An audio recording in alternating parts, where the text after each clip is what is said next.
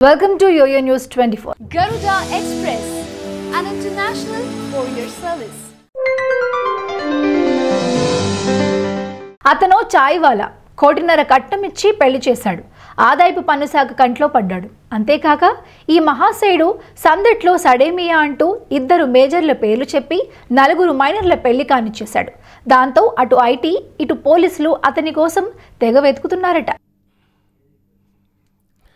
తన 6 కూతుర్లకి పెళ్లి చేసి వారికి 1.5 కోటిని కట్నంగా ఇచ్చిన ఓ చాయ్ వాలా ఇప్పుడు ఇన్కమ్ ట్యాక్స్ డిపార్ట్మెంట్ కంట్లో పడ్డాడు.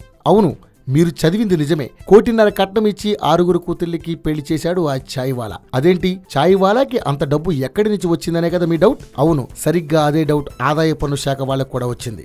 రాజస్థాన్లోని కోత్పుట్లి సమీపంలో హద్వోత వద్ద ఓ టీ కొట్టు నిర్వహిస్తున్న లీలారాం గుజ్జర్ తన 6 కూతుర్లని పెళ్లి చేసుకున్న 6 అబ్బాయిల కుటుంబాలకి వరకట్నం కింద భారీ మొత్తంలో నోట్లు లెక్కించి ఇచ్చిన వీడియో ఒకటి సోషల్ మీడియాలో వైరల్ అయ్యింది. గ్రామస్తులు, కుల పెద్దలు అందరి సమక్షంలో జరిగిన ఈ మొత్తం తతంగానికి సంబంధించిన వీడియో ఐటీ అధికారుల కంట్లో పడింది.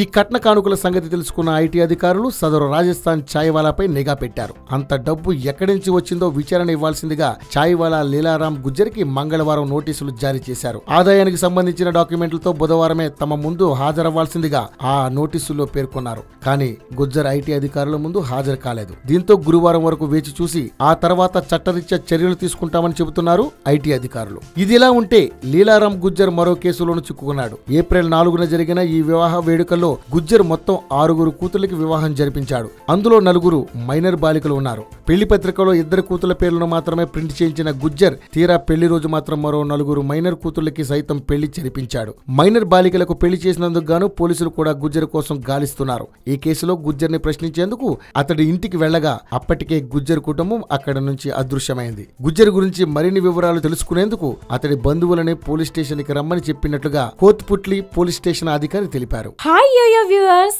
సబ్స్క్రైబ్ చేసేటప్పుడు అక్కడ ఉండే గంట సింబల్ ను ప్రెస్ చేయడం మర్చిపోవద్దు.